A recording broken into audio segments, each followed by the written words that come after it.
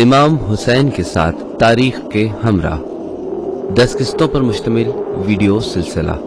پہلی قسط، سب اچھے ہمیشہ اچھے نہیں رہتے۔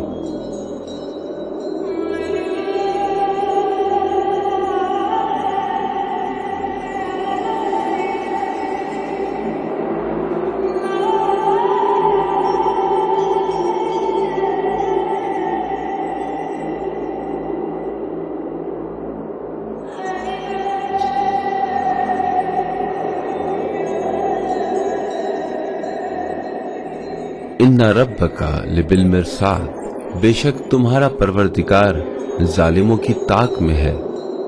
اور امیر شام مر گیا۔ نیمہ رجب سن 60 ہجری میں امیر شام کا خونی پنجہ ملت اسلامیہ کے گلے سے چھوٹ گیا۔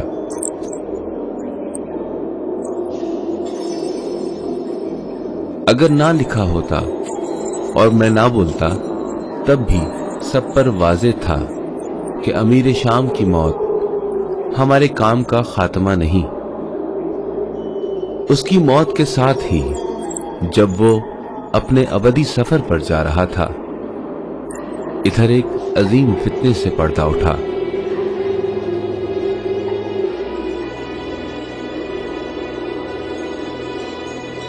چنانچہ یزید ابن معاویہ نیمہ رجب 60 ہجری میں اس بیعت کے ساتھ مسلمانوں کا خلیفہ بنا جو اس کے باپ نے کروائی تھی۔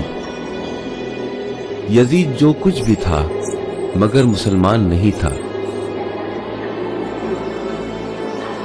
لوگ امت مسلمہ، اصحاب رسول کی اولادیں، امام علی کے ساتھی اور دنیا فتح کرنے والی جنگوں میں لڑنے والے بہادر اپنی کھیتی باڑی، کام کاج اور تجارت میں مصروف ہو گئے تھے۔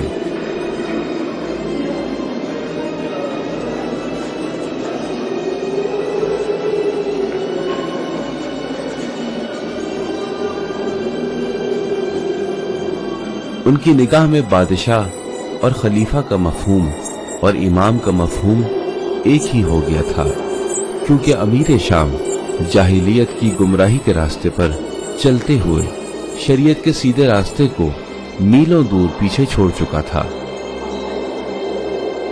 جب تک اس کی زندگی اور قبیلے کی عیاشی کا سامان فراہم تھا، اس کے لیے کوئی فرق نہیں تھا۔ صرف چند لوگ ہی تھے جنہیں اس بات کی فکر تھی۔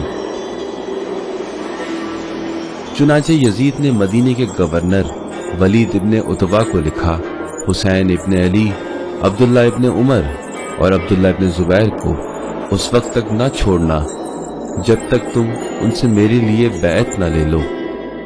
یزید غلطی پر تھا۔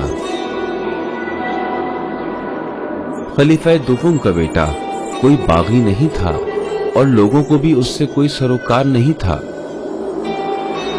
لیکن حسین ابن علی علیہ السلام اور عبداللہ ابن زبیر نے نئے خلیفہ کی بیعت نہ کی۔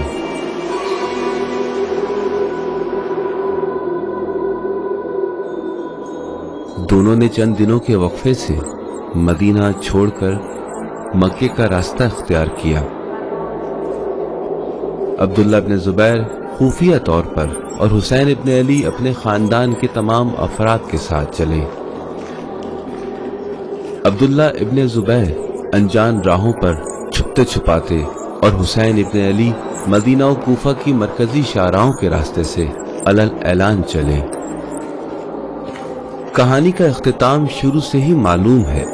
جو شاہراہ پر قدم رکھتا ہے یہ واضح ہے کہ وہ خون سے نہیں ڈرتا، یہ واضح ہے کہ وہ کسی بھی قیمت پر اپنا راستہ، اپنا طریقہ اور فیصلہ نہیں بدلتا۔ جنت و جہنم اس بات کا انعام نہیں ہے کہ ہم کیسے زندگی گزارتے رہے ہیں، بلکہ جس طرح سے ہم رہتے ہیں وہی ہماری زندگی کا راستہ ہے۔ حتیٰ اگر نہ لکھتے اور میں نہ کہتا تب بھی واضح ہے کہ کون سا مسافر کس راستے سے جائے گا۔ عبداللہ ابن زبیر زبیر ابن عوام کا بیٹا تھا۔ اس کا باپ جنگ جمل کے فتنے تک امیر المومنین علی علیہ السلام کے قریبیوں میں سے تھا اور پہلے ہی فتنے میں وہ اپنا راستہ گم کر بیٹھا تھا۔ تاریخ کی وضاحت اور مولا علی کے فرمان کے مطابق عبداللہ ابن زبیر اپنے باپ کی گمراہی کا سبب بنا تھا۔ اگر نہ لکھتے اور میں نہ کہتا تب بھی معلوم ہے کہ کون سا مسافر کس راستے پر جائے گا،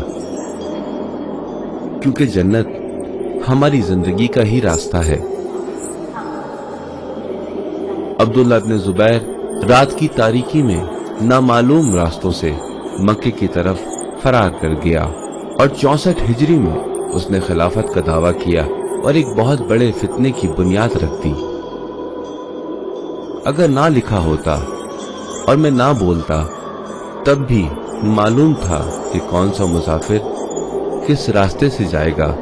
نواسہ رسول صلی اللہ علیہ وآلہ وسلم امام حسین علیہ السلام نے مدینے کے گورنر ولید ابن عتبہ کے شدید مطالبہ بیعت کے بعد شام کے وقت مشہور و معروف راستے پر مدینے سے مکے کی طرف سفر شروع کیا۔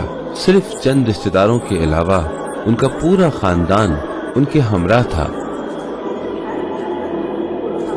ان دنوں کوفے میں ایک عجیب ہیجان تھا۔ کوفہ اس موقع کو گنوانا نہیں چاہتا تھا۔ کوفے نے خلافت کا خواب دیکھا تھا، اپنی قسمت کے خون بہانے کا خواب۔ قلم سیاہی میں جھوم رہے تھے، الفاظ کاغذ پر رقص کر رہے تھے اور تلواروں سے سوکھا خون مستی میں ٹپک رہا تھا۔ اگر نہ لکھتے، آخرکار ہم نہ دیکھتے، تب بھی کوفیوں کا طرز زندگی اختتام سفر کا نشان تھا کہ سفر کا اختتام پہلے قدم سے ہی شروع ہوتا ہے۔